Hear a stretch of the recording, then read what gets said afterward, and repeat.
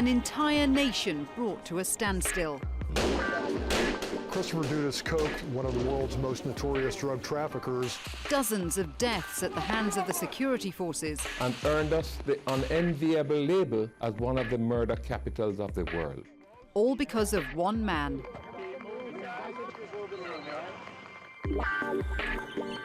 Christopher Coke was born in the Tivoli Gardens area of Jamaica's capital, Kingston, in 1969. He was a little boy. He lived loving and good. He lived up on the bed of night and learned how to read and think. For Jamaica, the late 60s and early 70s was a period of optimism following independence from Britain, achieved in 1962.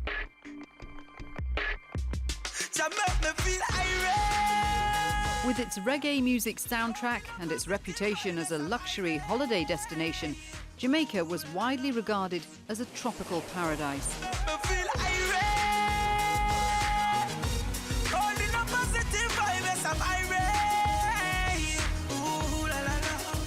But for the residents of Kingston's slums, the truth was far less romantic. Grew a White House and him grew a Tivoli. You see me I say about our father, him set the foundation, that's cause him born, him go through it, him suffer, him feel it, and him decide to, yo, him now make it. We go through that, you understand? Tivoli Gardens was one of several so-called garrison communities whose residents formed voting blocks in return for patronage from the two main political parties. This reciprocal relationship would come to define Jamaica's political scene, and by the mid-70s, deadly political rivalry was endemic. Michael Manley tried to change the system to communist, and Siaga came and got guns sponsored by the CIA. Michael Manley issued guns up there, that is jungle, and Siaga issued guns down there, that is Tivoli. Hundreds of people were murdered in the run-up to the 1976 general elections. Some win, some lose, but nobody dies.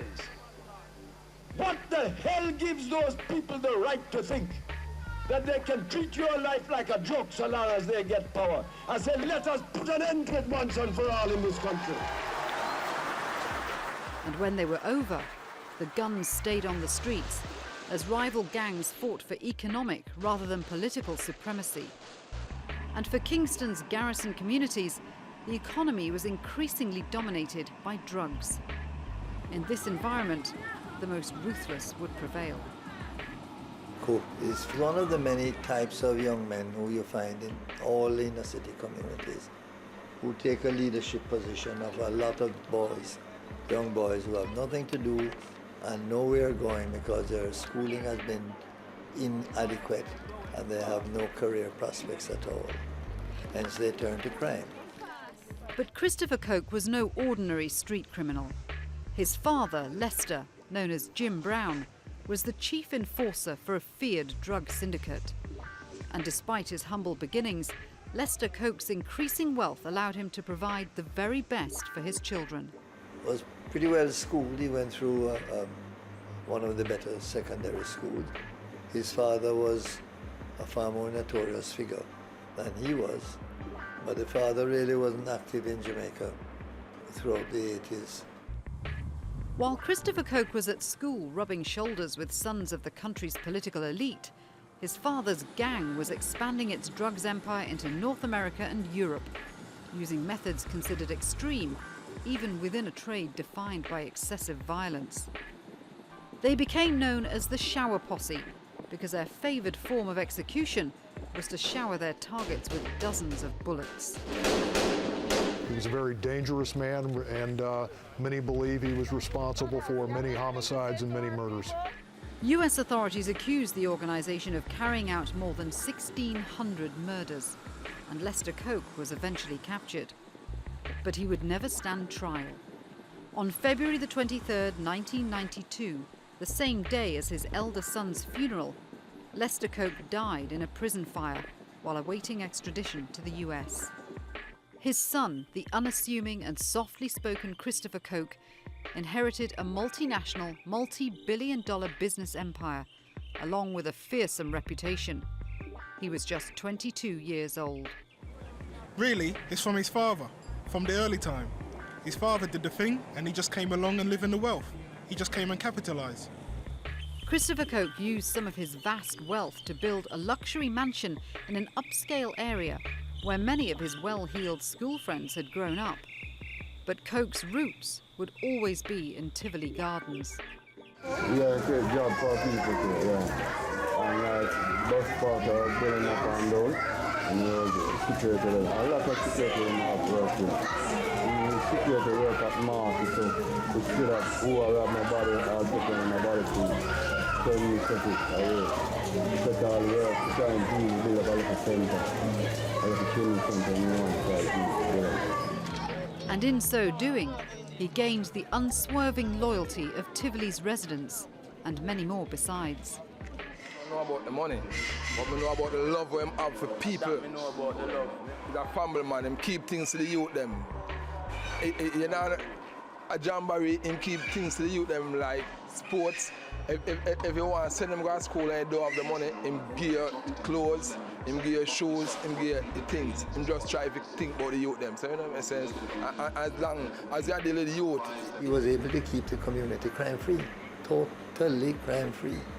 This is one community you could go to bed without locking your door. Because you know what would happen to you if you ever got yourself mixed up. The community was considered so safe that tourists would leave expensive, all-inclusive hotels on the north coast to flock to Tivoli's free weekly passa-passa street parties, which continued without incident for 7 years. What he likes to do, he likes peace and he likes to share. And if those two things can come together, we have a nice community. If he puts on a stage show, whatever he makes, he distributes. No gunman is a star and celebrity. We are youth a try. We are always a try. We are law-abiding citizens. Parties were organised by Coke's presidential clique management business. US authorities claimed the company was simply an evolution of his father's infamous shower posse, a charge supporters of Coke, the so-called president of Tivoli, deny. He wasn't a violent person, he played football. He's just normal. He did everything. He's not an isolated person. Guaranteed loyalty from the impoverished community was one thing, but immunity from the state was another. Yet for almost 20 years, the president remained above the law. And the billions of dollars generated by the island's illicit earnings led to allegations that the country's elite had been corrupted. Well, there's a lot of corruption, a lot of corruption. I know a lot of politicians. I know some very, very decent, honest politicians, some bright ones too. I also know some of them that I suspect is not right. I know some of them who I don't believe have any right to be leaders in this country. They basically don't have any sense. Coke had turned the tables. Where at one time the politicians had been able to call on loyalists in the garrison towns to come out and campaign, he now called the shots. He's like a politician, but not legally, because he has everybody to do everything for him. So if he calls a march tomorrow, you will see 10,000 people marching for him. That's how powerful he is.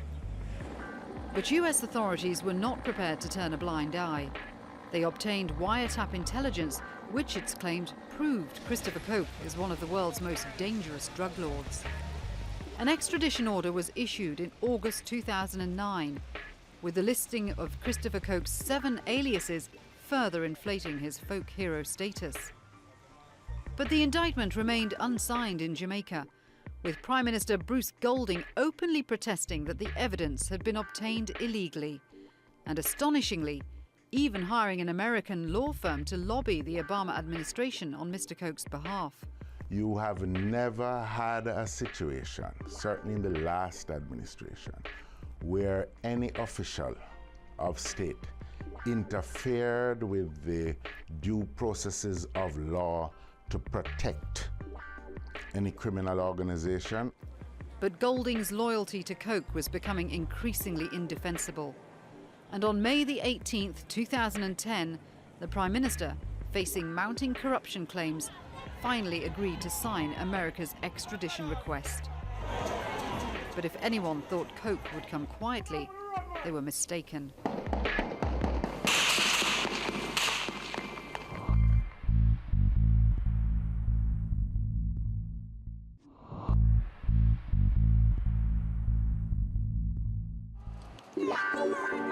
Within hours of Christopher Coke's extradition request being ratified, the barricades went up around West Kingston, and a tense 4-day standoff followed.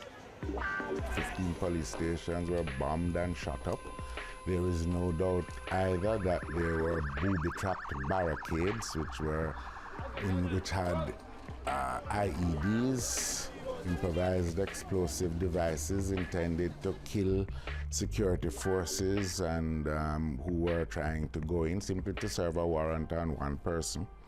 There is no doubt either that policemen and soldiers were killed prior to the run-up. But many eyewitnesses maintain that the police response was disproportionate. No gunshot was firing. We just barricade the place and they get panic.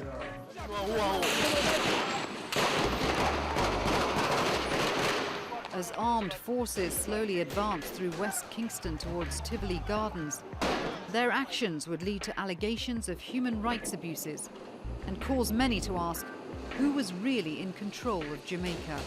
The country, the entire country, held hostage by one man. This time, them determined to them come to kill. Months of planning had gone into Labour Day, a celebration of the workers' rebellion that led to independence from Britain. But instead of an uplifting atmosphere, there was anarchy. Prime Minister Bruce Golding declared a state of emergency, and people were warned to stay inside. And earned us the unenviable label as one of the murder capitals of the world. The whole of us sit right here, and we hear excitement outside, and we went out the street to go look until we reach on this guinea tree here. We see the helicopter going straight, and you just see it turn on the side, and they pan do that the whole of we here, so we don't know how we're reaching, but by the help of God, the whole of we reaching there. For the next 5 days, locals would be trapped in their own homes as the full might of Jamaica's defence force was unleashed upon a terrified community. And just a spin and a fire, so there's a spin and a fire, so yes. And the tree, and then took out the youth with him baby mother and him baby. And stand him up, make him stand up and mash up him 2 foot, then mash it up. And take him brother, take on the curtain and wrap up him body into it and stuff him in the old bathroom. Make him bleed out to death. And him body spoil there, the stay there and the kill. So them deal with it like we are cannibal or we are animal. Because in fear husband die right up there. 4 we was coming down. And fear husband and the next one will die. Reach at the corner and said, where them there? And as him say where them there, he directly see when him marry jump out him head. And the shot will catch him, catch the next guy. And then beat up shot off of me and my cousin. Onlookers insist that troops were operating a shoot-to-kill policy, targeting anyone unfortunate enough to be on the streets, even those with nowhere else to go. They told me to kill all of them. You see, the two that know that's why me I this one them see them kill them, probably them kill me. God them coming mad. Shoot anyone them see and lie. A youth have a little tattoo on your shoulder there with President Click. Tattoo, and then cut it out in the Patrol Regent Street, cut it out and mash up in face, mash it up.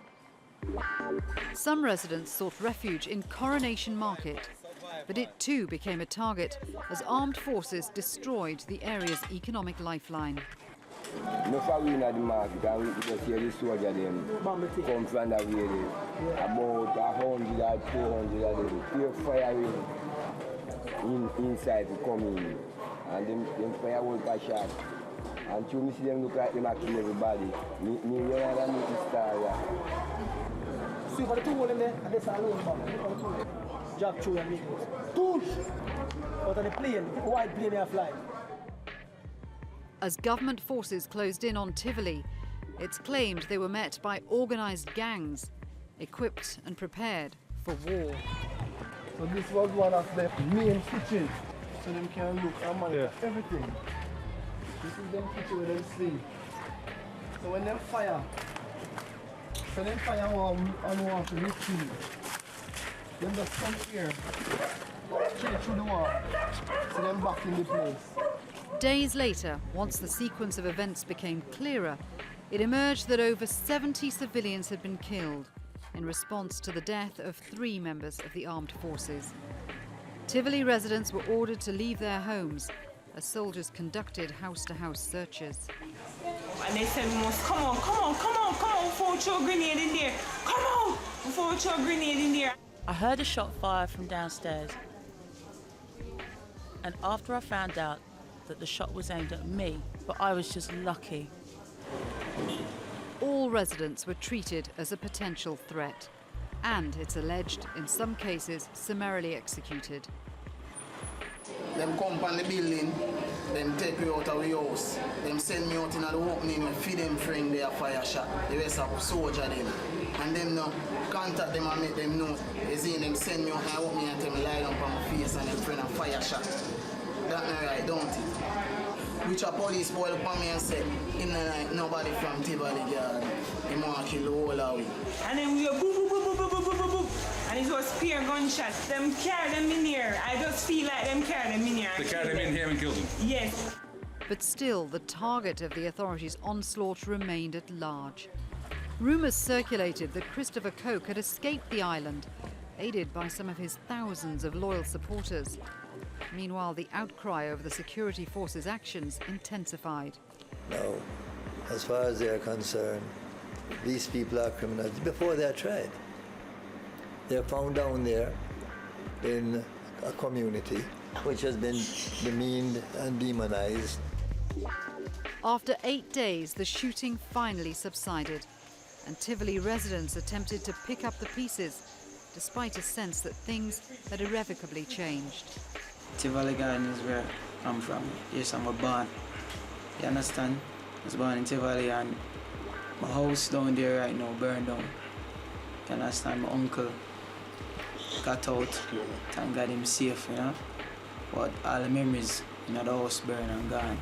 Pictures, grandmother pictures in bed where my mother used to sleep on. The official death toll was placed at 73, but it's widely suggested that the true figure is at least twice as high. Security forces went in there and slaughtered over 100 people. So I wrap it up at about 140. And as these images demonstrate, little care seems to have been taken to preserve the rights of the victims, even in death. And more than 4 weeks after the assault ended, the bodies of the dead had still not been returned to their families for burial. It was deliberate to hide bodies that make up the numbers. An official investigation was ordered into the events surrounding the so-called massacre of Tivoli Gardens. A number of allegations have been made. We are investigating all of them, and we're making ourselves available to whoever wishes to furnish us with information or to have us investigate their allegations or make other types of reports. But regardless of the findings, the episode has exposed a prejudice within Jamaican society that many believe has festered for generations. I don't feel comfortable as a so-called middle-class person knowing that there are people downtown who go into bed without a meal, who live in substandard conditions. Yet despite the dozens of casualties, sympathy is scarce in some areas. Something must have gone wrong when the people from Tivoli or from any other garrison community, so to speak, when they decide that they are going to provide their own security outside of this, the official security forces, it must be going wrong. They are not to have been allowed to develop and establish their own security to protect them within a state. Why should I be sorry for them? Those people in there. They can boast that they don't have to lock up the windows or lock up the doors when they go over, because everybody's safe inside. And yet we have to live on a burglar bars and security systems and whatever. What the uptown people say, it's a small price to pay. You kill over 100 people. Poor black people, it's a small price to pay. That's what they say. Some won't be as explicit, but that's what they mean. That doesn't fit with me at all. Does not fit with me. Martial law remained in force in the weeks following the unrest, even as an uneasy calm returned. And as the authorities rounded up Christopher Coke's family members and business associates, they continued to assert their belief that their primary target remained on the island, and they would be proven right. Coke is being held now in a secure facility, and the security forces are taking every step possible to assure his safety and well-being whilst he's in our custody. Christopher Coke was on his way to turn himself in at the US Embassy when he was stopped at a checkpoint just outside Kingston. He was escorted by a prominent church pastor because of fears for his safety. The American want him alive. Jamaican government want him dead because they have things that they want to cover up. And as Coke left Jamaica for what may be the last time, fears were raised that Kingston's garrisons could be about to witness a fresh wave of instability. Yeah, I'm scared. I'm scared. Why many people war and fight about the place. All around I tell people, so when my brother Eden gone, I don't know that I don't have nobody for me complain to. And them know. Nature and humans abhor a vacuum, and there will be, I am sure, a replacement for him. After a lifetime spent avoiding publicity, Christopher Coke was suddenly thrust into the spotlight.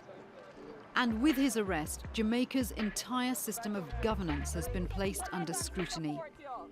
A nation that has become ever more reliant upon an illegitimate economy. A society increasingly prepared to look the other way. 3/4 of the country isn't working, you know. 3/4 of us aren't working. So do you see that poverty has us on our knees? The system needs to set a way where every youth can get the opportunity, no matter where you come from, for you can do your work, go to good school, as you can get educated. I believe that so many people are angry that it's going to be a turning point. Are we going to be projected as narco-terrorists, or are we going to be able to say, yes, we have gone through 5 decades of politics of very dubious value, and we're going to try in 10 years' time to clean up, to maybe try to produce some of the younger generation.